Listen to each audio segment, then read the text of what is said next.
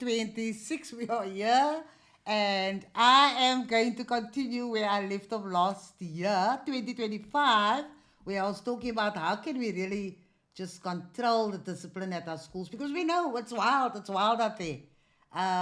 People can say what they want to say, but it's tough if you're teaching in a working class environment and you have these big classes. So I'm back. This is Sharon Lewin. School Corridor is back in the house.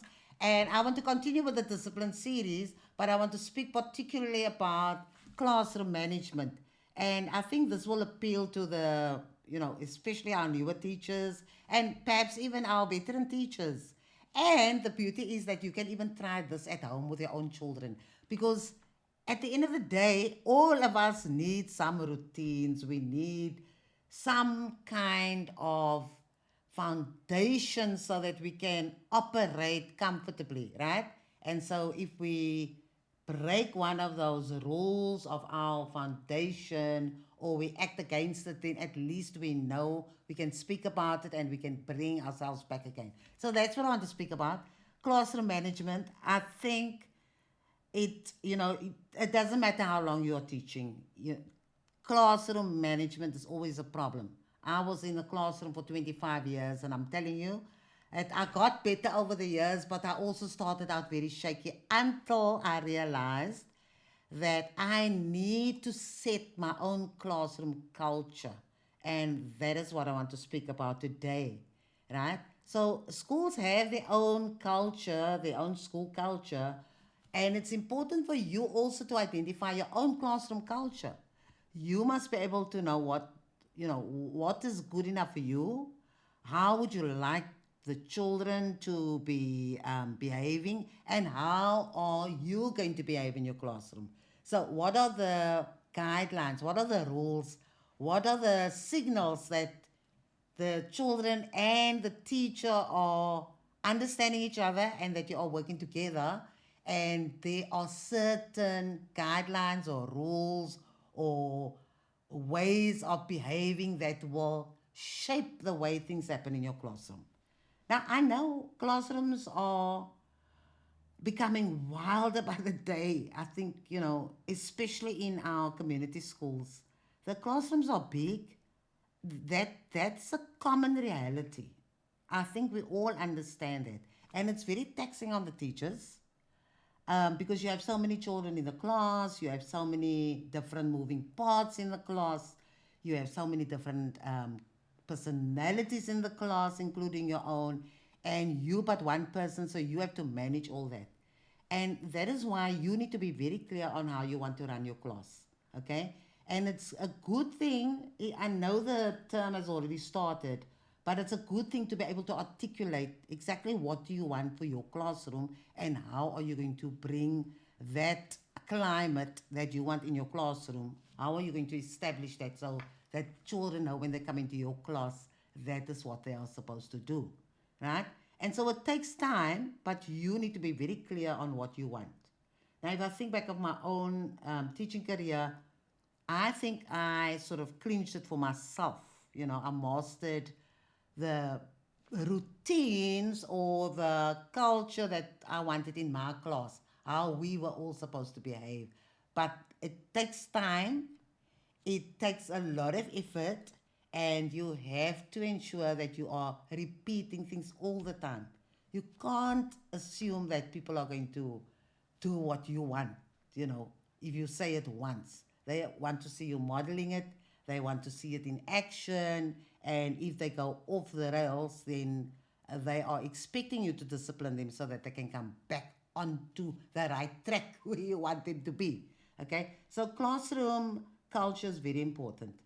I would actually suggest that you actually write out what do you expect in your classroom and what kind of energy are you going to put behind it and how are you going to commit to it because it's going to be a long haul, right? Especially if you don't have a framework already and you are operating on in a particular way that makes sense to you, but it may not make sense to the children, right?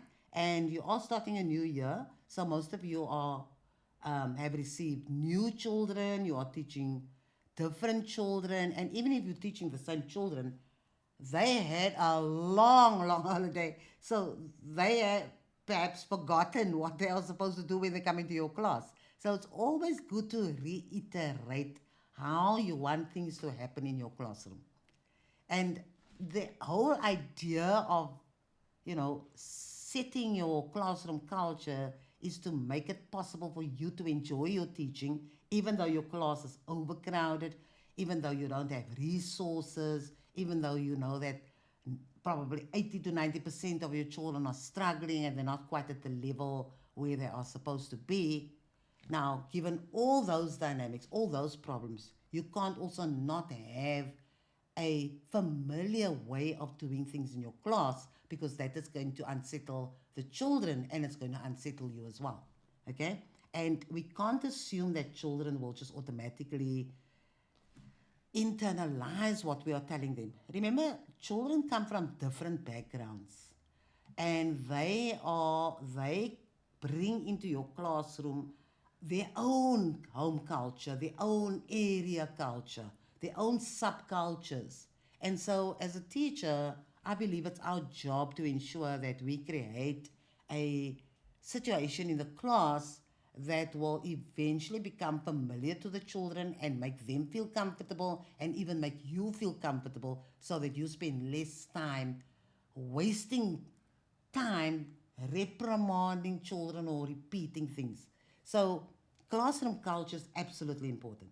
If I think back of my own teaching, I probably spent the greater part of the first, I would say the first 2 weeks, even up to the third week, I would ensure that the children understand and I would demonstrate and model and expect them to model it as well.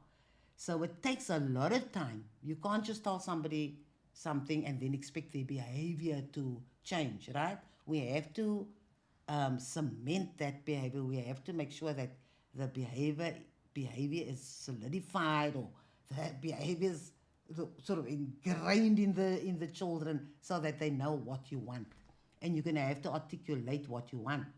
So if I just think back of my own experience, okay, I taught at a high school, so I think it was easier, I suppose, because you're dealing with teenagers. But I would spend so much time just demonstrating what the behavior should be in the class, right? So I would, for example, expect all of them to greet, and I greet all of them when they come in. So nobody sits down. I come into the classroom, they are at the desk, and we first greet.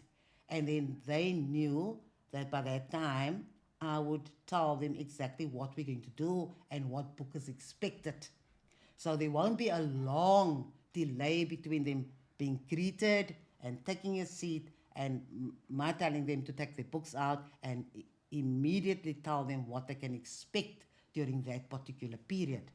So there's no delay. And I think that is the important things that we have to do, things that we assume that children will know what to do, and we also become a little bit distracted, and so we don't get into the business of the day immediately. Now that worked for me. So if a class came in, we would greet, and I would say, right, can just take a seat, and we are today going to do the comprehension or whatever. If it was geography, we are going to study the cyclones or the anticyclones. And then I would start the lesson almost immediately. Because even those delays between them coming in, sitting down, not knowing what they're going to do, you are creating space for children to become distracted. And when children become distracted, obviously they're going to start talking. So that is what I mean by classroom culture, right? What routines do you want in your class, and how can you bed it down so that it works for you and for the children? Especially given the fact that we have so many children in a class. So the bigger your class, the more difficult it is to control what is happening in the class if there are no routines, right? I remember meeting with a group of newly qualified teachers because the principal asked if I can just chat to them about classroom management techniques. And anyway, it was during a holiday, so we met at Kauai. We met at Kauai, and the first thing I did with them is I asked them just to describe to me what happens when they get to their classroom.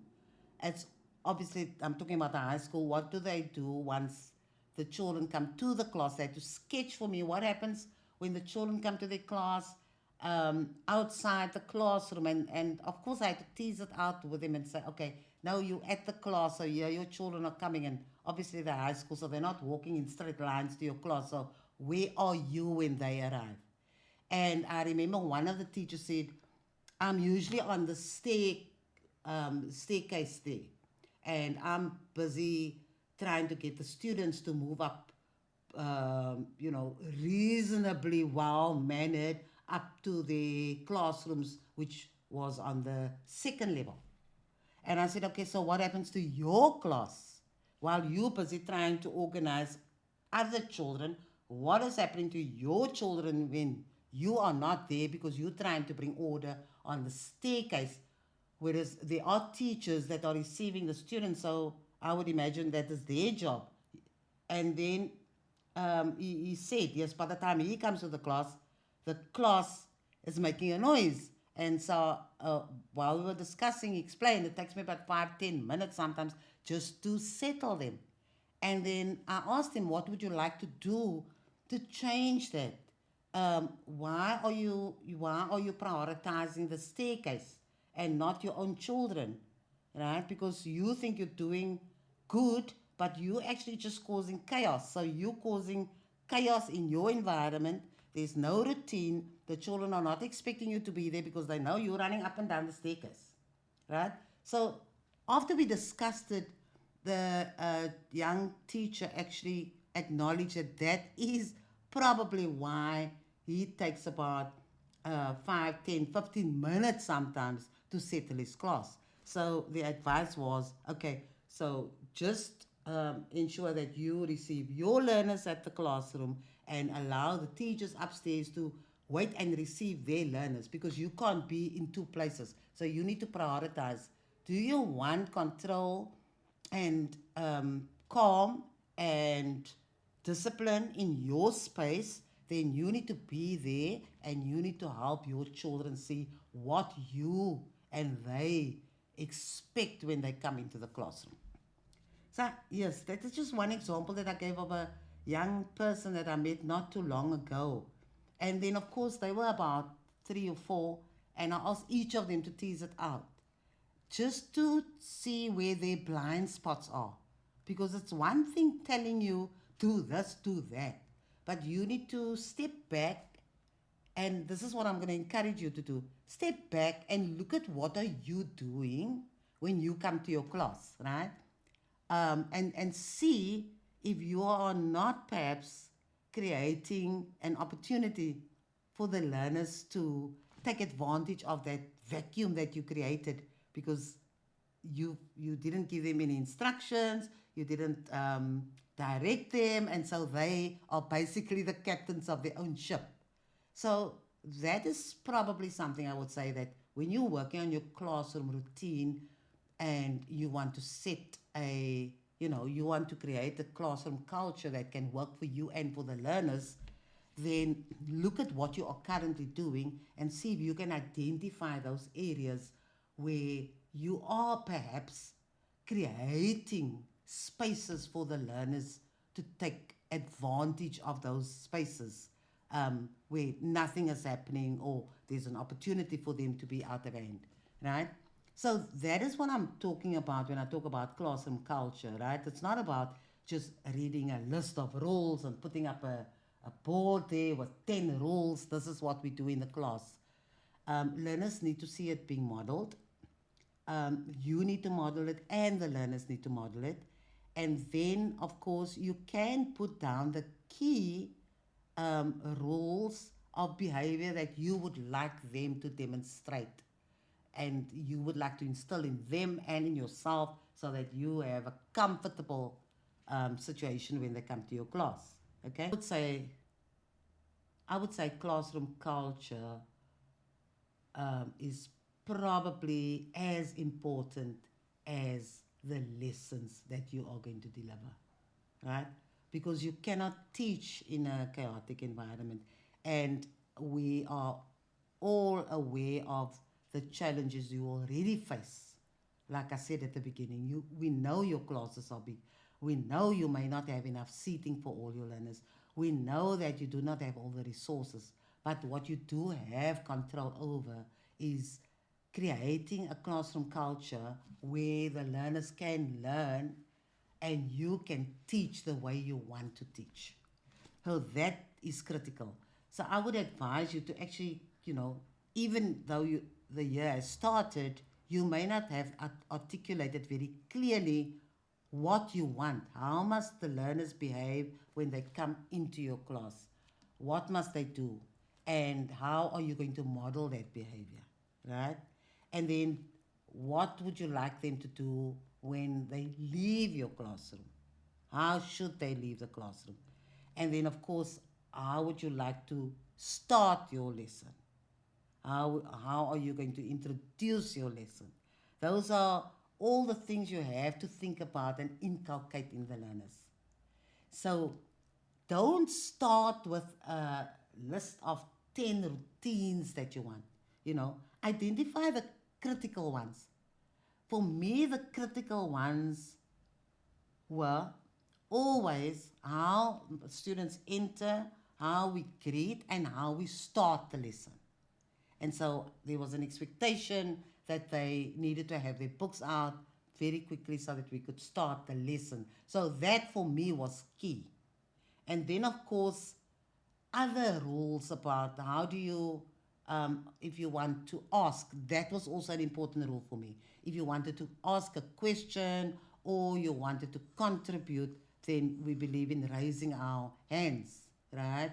And so I would choose,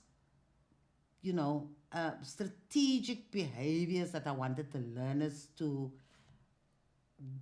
come to terms with and understand and instill it in them, and then expect them to be able to almost habitually know this is how we do things, right?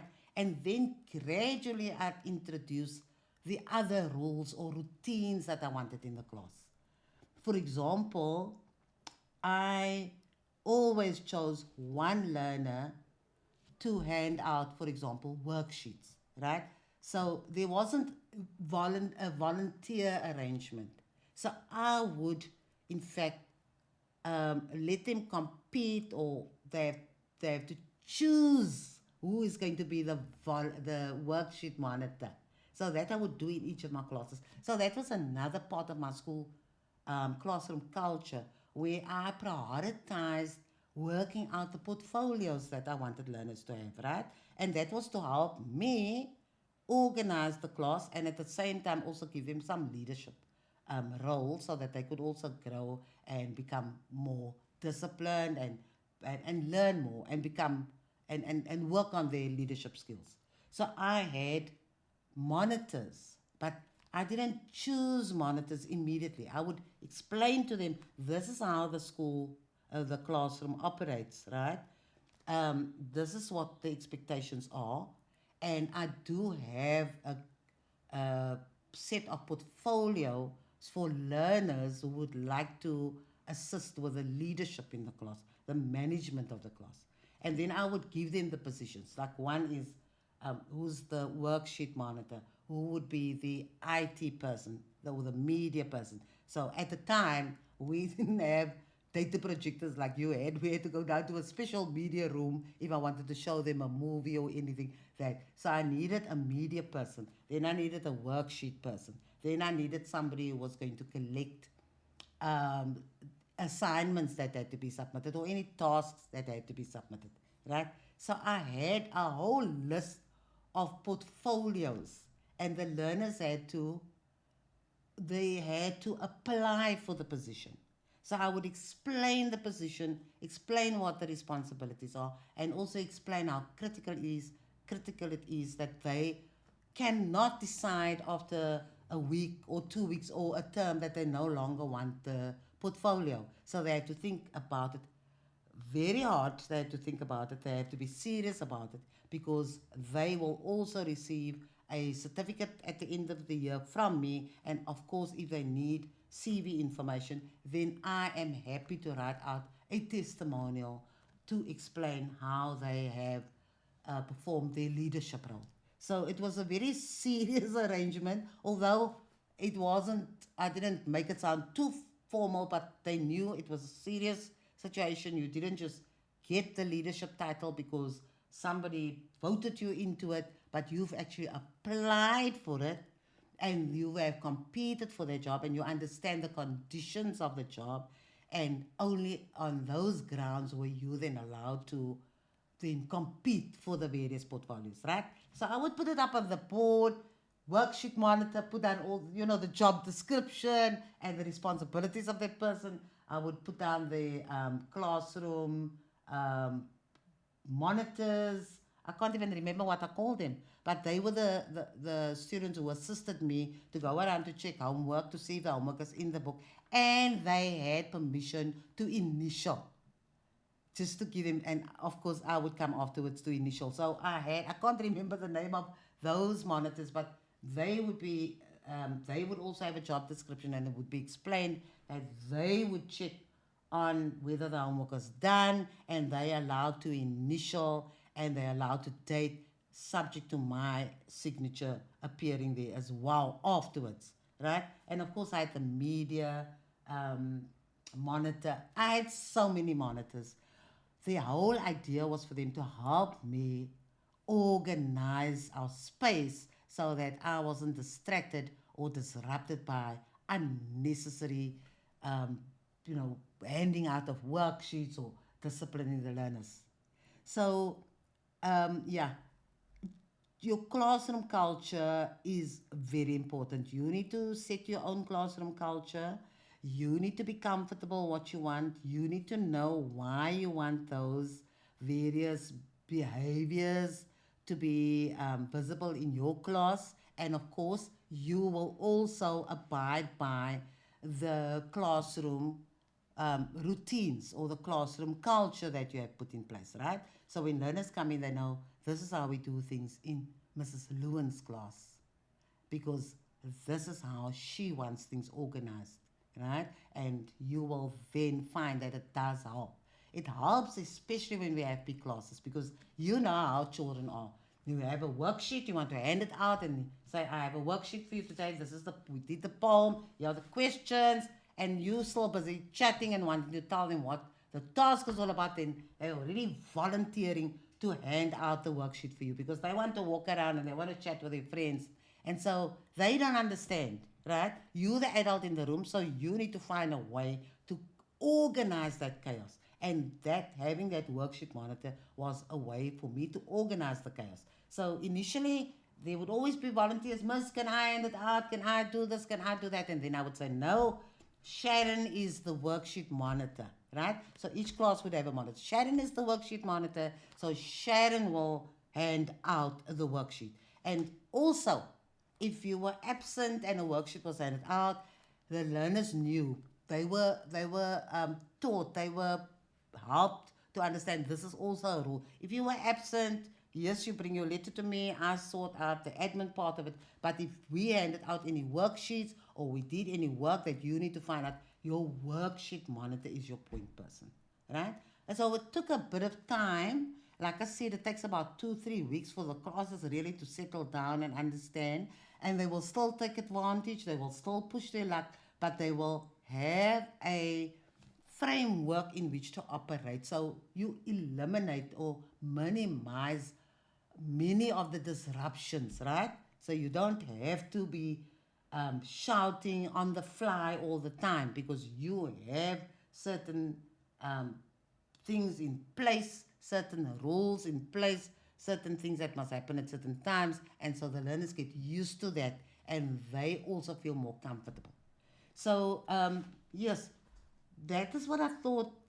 Maybe we should just speak about classroom culture. And you can speak to me, at some point I want to have a live stream so that everybody can chat and we can share and so on. But it is the beginning of the year, and things are way too volatile in our schools for you also not to have control in your classroom.